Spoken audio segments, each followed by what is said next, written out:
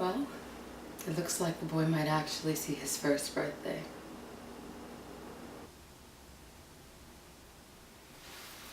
He made it? Thank God. Yes, thank you, God. You know, we should say a little prayer. Dear God, thank you for saving this boy from his murderous, junkie mom, who cared more about a $40 rush than she did her own flesh and blood.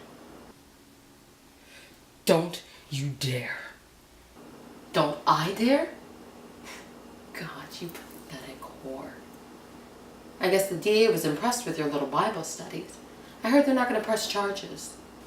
As soon as I check out of here, I'm going to Promises. Yeah, let's just throw money at those 12-step freaks. How long is it going to last this time? 6 months? 3 months? A couple of weeks? It's going to be different this time.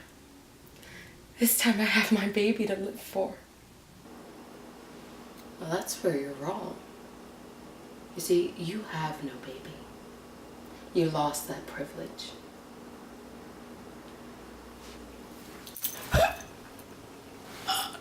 If you so much as cast a shadow on that kid, or try to pull some legal screw and get custody, I will finish this job. He will never call you mommy.